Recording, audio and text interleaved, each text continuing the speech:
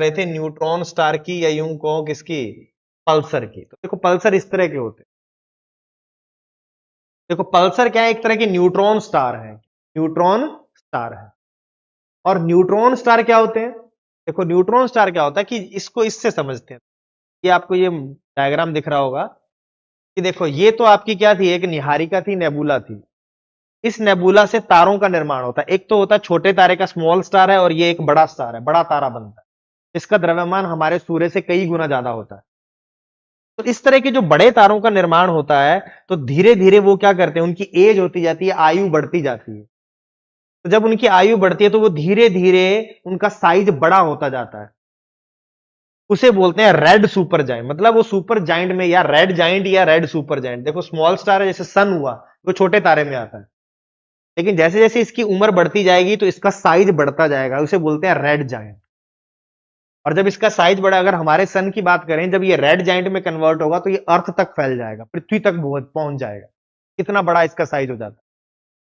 और फिर धीरे धीरे इसकी एज बढ़ती है, तो ये जो इसका ऊपर का जो कवर है वो धीरे धीरे हट जाता है, क्योंकि ये बहुत बड़ा साइज हो जाता है, गैस बहुत दूर तक फैल जाती है, और इसके केंद्र में एक छोटा सा भाग बच जाता है। बाकी सारा ये फिर वापस से इसी नेबुला की तरह से फैल जाता है अंतरिक्ष, क्योंकि इसका साइज बहुत बड़ा हो गया है।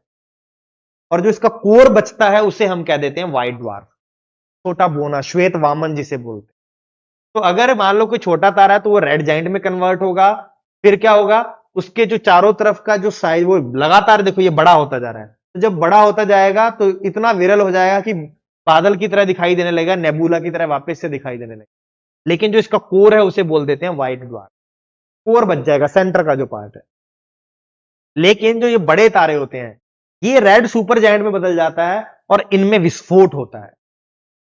मतलब ये जो इस तरह से बढ़ेगा तो इनमें क्या होता है, जब ये बहुत अंतिम अवस्था में पहुंच जाता है ये सारा, तो ये क्या करता है, इसका ऊपर का कवर सारा फट जाता है। ये हमने क्लास में पढ़ा था कि कैसे इससे सुपरनोवा विस्फोट होता है। तो जब ये जो स्टार था, जो इसका साइज बहुत बड़ा था, तो जब वो बड़ा होता जाता है तो एक अवस्था आती है कि ये पूरा का पूरे तारे में विस्फोट हो जाता है। उस विस्फोट को कहा जाता है सुपरनोवा। आ सकते हैं आगे क्वेश्चन इन सब में से। तो ये जो विस्फोट होता है, जो तारे का एक तरह से शॉक वेव जनरेट होती है, जिससे ये तारा विस्फोट से उड़ जाता है, इस विस्फोट को कहा जाता है सुपरनोवा। अब जब विस्फोट हो गया तो इसका जो कोर बचता है, जो सेंटर का जो पार्ट बचता है, उसे कहा जाता है न्यूट्रॉन स्टार। बहुत ही जिस एक तरह से ब्लैक होल की तरह कंडीशन हो जाती है, बहुत ही छोटा होता है और बहुत ही ज्यादा द्रव्यमान होता है। तो इसके जो सेंटर का जो पार्ट होगा, जो बचा, उसे कहते हैं न्यूट्रॉन स्टार। इसका तापमान बहुत ज्यादा होता है और ये रोटेट कर रहा होता है, घूम रहा होता है। तो ये जो बचा, इसे कहते हैं न्यूट्रॉन स्टार। तो ये किससे बनेगा, एक बहुत बड़े स्टार में जब सुपरनोवा होगा या उसमें विस्फोट हो जाएगा, तो जो उसका कोर बचता है उसे कहा जाता है न्यूट्रॉन स्टार। और ये जो न्यूट्रॉन स्टार इस तरह से जब घूमता रहता है, तो उसे बोला जाता है न्यूट्रॉन स्टार को पल्सर। ये पल्सेट करता है। कैसे होता है, देखो ये रहा है, देखो। तो ये न्यूट्रॉन स्टार है, देखो कोर में लिखा है न्यूट्रॉन स्टार है। और जब ये न्यूट्रॉन स्टार जब इस तरह से घूमेगा, तो देखो यहां से रेडिएशन का बीम निकलता है। कि जब भी कोई चीज ऐसे घूमेगी जिसका तापमान बहुत ज्यादा है, तो इलेक्ट्रोमैग्नेटिक वेव्स भी निकलती हैं। तो यहां से क्या करता है, यूं रेडिएशन बाहर निकलती है इस तरह से, देखो। तो इधर से निकली और इधर से भी रेडिएशन निकल। तो अगर अब मैं बात करूं इसकी, तो देखो यहां पर ये रेडिएशन था, इससे ये एक्सिस है इसकी, मैग्नेटिक एक्सिस की तरह ये वाला, जैसे हमारी अर्थ की है। तो ये देखो यहां पर ये रेडिएशन इधर से यूं निकल रहा है,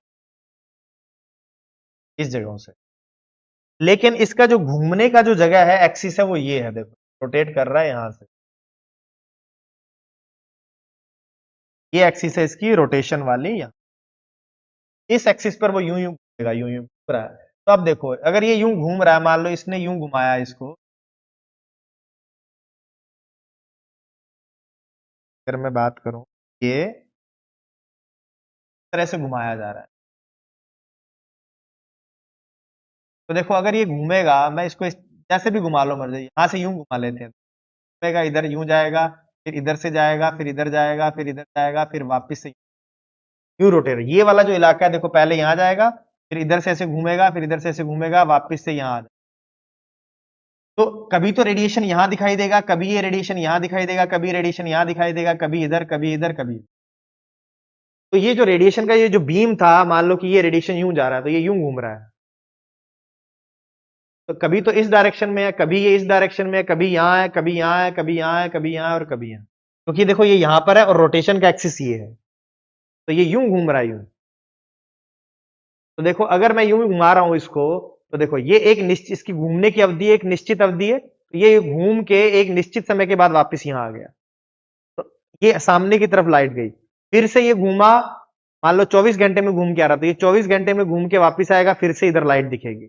फिर से ये घूमेगा, 24 घंटे बाद घूम के आएगा, फिर से लाइट दिखेगी, फिर से यहां पर आके लाइट दिखेगी। इसी तरह इस एरिया के लिए, इस एरिया के लिए, इस एरिया के लिए, सभी के लिए ये इसी तरह है। एक निश्चित अवधि के बाद ये बीम इधर आएगा, ये जो रेडिएशन बीम है एक निश्चित अवधि के बाद घूम घूम के वहां आता रहेगा। तो हमें दिखेगा कि कभी रोशनी आ रही है, फिर गायब होगी, फिर थोड़ी देर बाद आई, फिर घूम के आई, फिर, तो एक निश्चित अवधि के बाद ये रेडिएशन हमारी तरफ आएगा, तो ऐसे लगेगा कि जैसे पल्स कर रही है।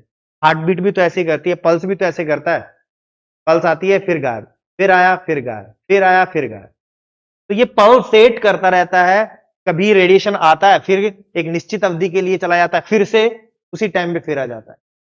तो जितना इसका रोटेशन की अवधि होगी उतने टाइम बाद ये वापस से हमें दिखाई देने लगता है। जैसे लाइट हाउस होता है, आपने देखा होगा, देखो यहां पर ये बना हुआ लाइट हाउस, सागरों में इस तरह का एक लाइट हाउस होता है जिससे लाइट यूं निकलती है। तो ये घूम के, अब देखो यहां लाइट दिख रही है, यहां पर देखो इस जगह पर आपको ये लाइट दिख रही होगी, ये लाइट है। अब ये क्या करेगा, घूमेगा तो इस साइड में जाएगी, फिर इस साइड में, फिर इस साइड में, वापस एक निश्चित अवधि के बाद ये लाइट दिखाई, तो ये भी तो पल्सेट कर रहा है, एक निश्चित अवधि के बाद वापस यहां लाइट आएगी। तो इसी से इसका नाम पड़ा है पल्सर। तो जो एक निश्चित अवधि में पल्सेट करता है, वापस से वो रेडिएशन दिखाई देती है, ऐसे न्यूट्रॉन स्टार को कहा जाता है पल्सर।